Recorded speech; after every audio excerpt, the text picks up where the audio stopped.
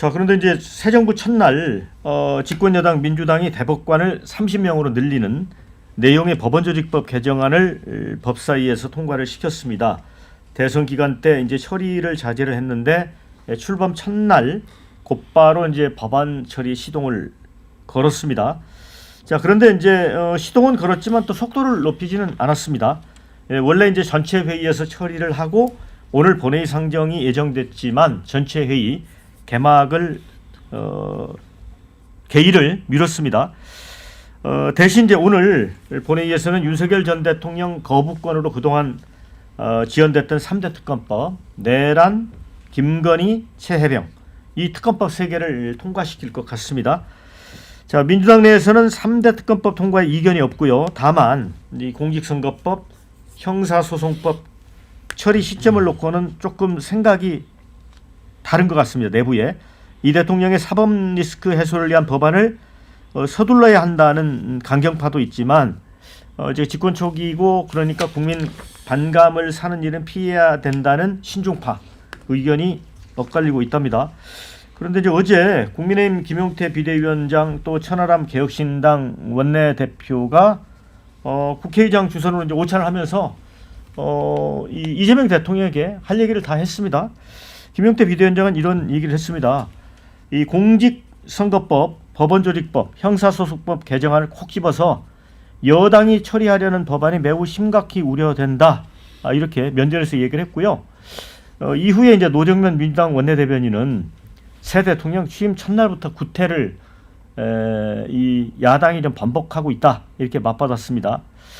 자, 이거는 어쨌든 뭐 대통령 인사를 놓고는 뭐 실용적이다 아니다 이런 논란이 있지만 그래도 이제 검증된 사람을 썼다는 그런 이제 분석들이 많은데 이거가 이제 처음부터 약간 좀 노이즈를 일으키는 것 같습니다. 신은규 대표 어떻게 봐요? 예, 저는 이번에 그 대선을 앞두고 이 사법부가 보여줬던 모습들 뭐 다시 한번 말씀드리자면 지기현 재판장이 구속 취소 인용이라는 정말 그 법리를 파괴하는 그런 결정들 결국 이제 불구속 상태로 윤석열 전 대통령 재판하고 있는 상황이 된 거고요. 또 뭐 여러 가지 뭐 판사들의 그 뭐 룸살롱 의혹은 앞으로 이제 규명이 좀 필요한 사안인 것 같고요. 더 심각한 것은 조희대 대법원이 보였던 사실상의 야당 정치인 지금의 이재명 대통령에 대한 피선거권을 박탈하기 위한 그 상당히 졸속적인 상고심 심리 이걸 국민들이 다 지켜봐 왔기 때문에 전 사법개혁에 대한 국민적 공감대는 상당히 높다라는 생각이 들고 그런 차원에서 지금 대법관 증언이라든지 대법관 다양화 또 재판 헌법소원제도 도입이라고 하는 이런 사법개혁의 이슈들은 저는 반드시 이루어져야 된다고 봅니다. 근데 다만 이제 우선순위를 정해야 되기 때문에 우선은 대법관 증언만을 먼저 추진하는 걸로 보여지고요. 지금 가장 중요한 것은 아까도 말씀드린 특검법, 그러니까 특검도 지금 3가지 특검에 대규모 특검이 들어가기 때문에 저는 특검을 통해서 우선은 좀 진상규명에 조금 더 방점을 둔 상황 속에서 이 사법개혁이라는 이 열망까지도 저는 우선순위를 가지고 차분히 좀 실행해 나가야 된다. 과거에 그 검찰개혁을 실시했다가 문재인 정부에서 실패했던 어두운 역사가 있기 때문에 이 점을 좀 반면교사로 삼아가지고 이번에는 반드시 그런 실패 없이 반드시 시민들이 원하는 사법개혁 을 이뤄내야 된다. 저 그렇게 생각합니다. 자, 조희대 대법원장이 출근길에 대법원관 증언법 관련해서 공론회장이 마련되길 희망하고 있다. 그러니까 이제 법원 행정처장 통해서 이제 논의를 하겠다는 겁니다. 그리고 지금 민주당 안이 매년 4명씩 해서 이제 한꺼번에 늘리는 게 아니잖아요. 그렇죠? 순차로 늘리는. 예, 순차로 늘리는 건데 원영석 변호사 그래도 문제가 있는 겁니까? 지금 뭐 대법관을 증원시키면 그 부분과 관련해 가지고 이번 이재명 정부에서 30명이니까 지금 14명에서 16명을 임명을 하고 그리고 기존 14명에서 또 임명해야 될 사람들이 추가로 교체 수요가 발생하니까 또 임명을 하는 거예요. 그러니까 이재명 정부에서 거의 뭐 한 20명 전후에 그런 대법관을 그 교체를 하는 겁니다. 그러니까 사법부를 자기 뭐 발 아래 두는 저는 그런 행태라고 볼 수밖에 없고 과거에 이제 베네수엘라의 뭐 차베스나 이런 사람들이 사법부를 장악하는 방식으로 썼던 게 대법관 증원이었습니다. 근데 미국 같은 경우에도 미 연방 대법원이 9명입니다. 대법관이. 그리고 독일이나 뭐 프랑스 같은 경우에 대법관 수가 100명 넘는다 그러는데 거기도 상임 대법관, 상근 대법관은 10명 이하예요. 그러니까 이 30명이나 되는 대법관 그런 최고 법관을 두는 케이스가 좀 전례가 없는 케이스인데 근데 결국에는 전원합의체라는 대법원이 가지고 있는 가장 중요한 기능들이 제대로 기능할 수 있을지, 그냥 내 입맛에 맞지 않는, 나한테 불리한 판결을 한 대법원이기 때문에 한번 혼내주겠다라는 것밖에 아니라는 생각이 들어요. 그리고 이번 대선 기간에도 나왔지만 본인이 나오셔가지고 이야기를 하셨잖아요. 뭐 삼국이각 대법원이 해주기로 했다고 뭐 기팀을 받았다는 취지의 이야기를 했었고, 거기에 대해서도 논란이 일어났습니다. 사실 민주당 측에서 그 상고심에 대해서 빨리 선고를 해달라고 계속 요청을 했고, 그게 지금 선거기간에 이재명 후보, 지금 대통령이지만 이재명 후보가 했던 이야기하고 어찌 보면 결이 떨어지는 이야기를 했습니다. 그런데 그걸 가지고 빨리 한 게 문제가 아니라 불리한 판결을 한 게 문제가 돼가지고 이런 걸로 뭐 사법부로 보복하는 것은 적절치 않다고 생각합니다. 네, 뭐 댓글에 이제 대법관도 증언해야 하고 사법부도 견제받게끔 해야 한다 이런 의견 주셨고요. 그런데 이제 선대위가 취소해놓고 대선 끝나자마자 바로 하겠다 속이 보이는 듯 또 이런 의견도 주셨습니다. 어떻게 보세요? 일단 뭐 사실관계를 좀 바로 잡아야 될 것 같은데요. 일단 사법부가 스스로 신뢰를 저버렸기 때문에 사법부 개혁에 대한 국민적인 목소리가 굉장히 높다라는 말씀을 드리고요. 사법부는 정치에 개입하면 안 되잖아요. 근데 대선 한복판에 대법원이 뛰어들어가지고 1위가 가장 유력하고 당선이 확실시되는 대통령 후보의 피선거권을 박탈하려고 했다. 이거는 사실 천인공노할 일 아닙니까? 만약에 파기 재판으로 이재명 후보 당시에 피선거권을 박탈했다면 지금 이재명 대통령은 없는 거예요. 국민의 주권자의 국민의 선택권을 박탈당한 거예요. 이런 엄청난 일을 버젓이 저질렀는데 이걸 그대로 넘어간다? 그리고 소부에서 만약에 결정을 내렸다면 이게 기각을 시켰을 가능성이 굉장히 높아요. 근데 이거를 파기 환송을 했단 말이에요. 그것 자체가 이 부분에 대해서는 분명하게 진상규명을 해가지고 관련자에 대한 책임이 나오면은 책임을 물어야 될 문제다라는 말씀을 좀 드리고, 그다음에 지금 뭐 주제가 사법부 개혁의 문제로 계속 가고 있는데 지금 대법관 증언 문제 14명에서 30명으로 이 부분은 변협에서도 요구를 하고 있는 거예요.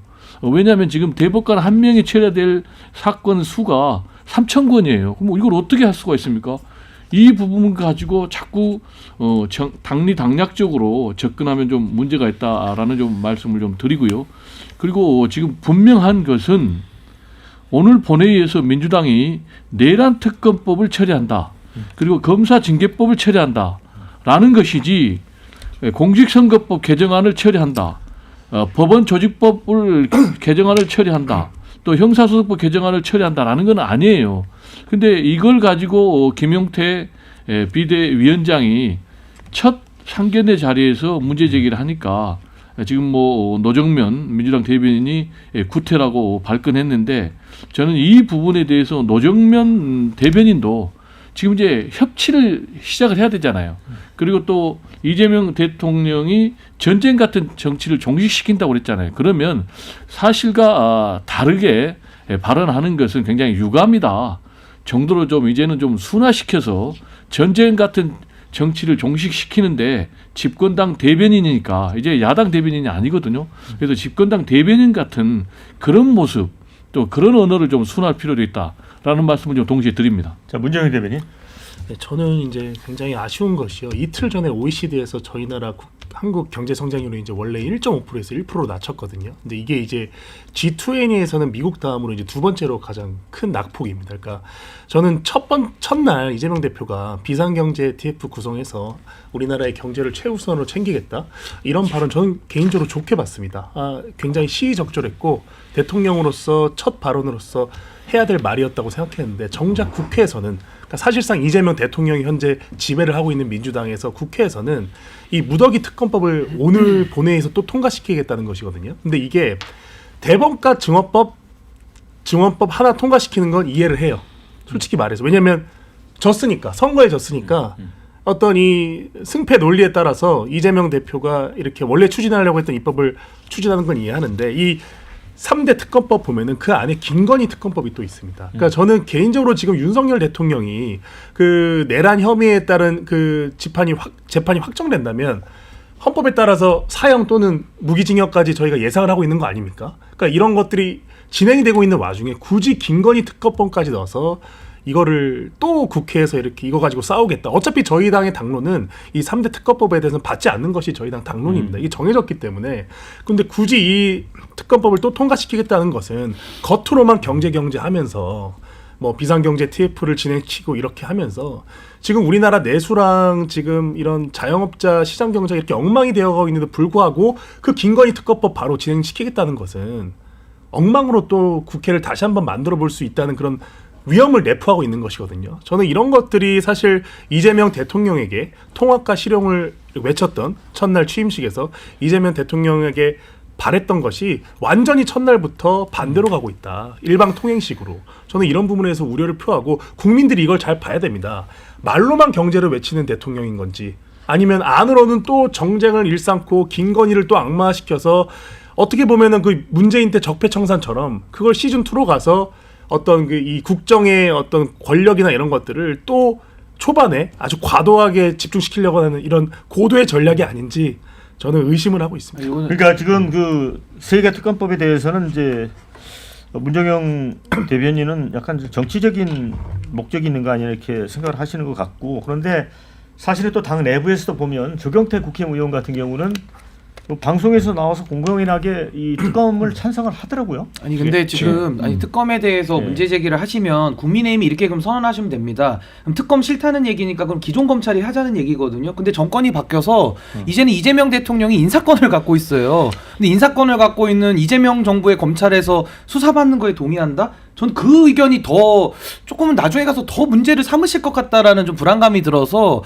오히려 특검이라는 좀 독립된 그런 주체가 수사를 하는 게 더 국민의힘 쪽에서도 이제는 원하실 것 같은데 한번 그건 당의 입장을 더 확인을 더 해보시는 게 좋을 것 같고 전 아까 우리 원영석 변호사님께서 베네수엘라 이야기를 하시면서 대법관들에 대해서 대통령이 임명하니까 아마 장악될 우려가 있다 이 말씀이신 것 같은데 그럼 지금 대법관 14명 있잖아요. 14명 중에서도 10명이 윤석열 대통령이 다 임명한 사람들이에요. 그럼 이 10명이 다 윤석열 대통령 하수인입니까? 그건 이분들한테 굉장한 모욕적인 일이라고 저는 생각하거든요. 그러니까 우리가 헌법재판소도 333에 따라 가지고 대통령이 3명을 임명하는데 그 3분도 이번에 윤석열 대통령 탄핵에 대해서는 인용을 내렸습니다. 그러니까 소심 판결을 하거든요. 그러니까 저는 누가 임명하느냐에 따라서 임명되면은 그 사람은 그 인사권자의 눈치 많은 본을 판결할 것이다라는 그 전제는 상당히 좀 이건 좀 잘못된 논증 아니냐 생각이 들고 하나만 더 말씀드리면 그 논리라면은 증언을 할 때 2028년도에 우리가 총선이 있잖아요. 그럼 대법관은 국회의 동의를 얻어서 임명하게 돼 있거든요. 그러면 증언에 동의를 해주시고 거기에 대해서 최소한의 국회의 구성이 한번 바뀔 수 있는 지점을 좀 껴서 순차 증언을 그러면 동의를 해주시면은 조금의 나름의 절충이 될 수 있지 않을까. 전 그런 생각 좀 해봤습니다. 한 말씀만 드릴게요.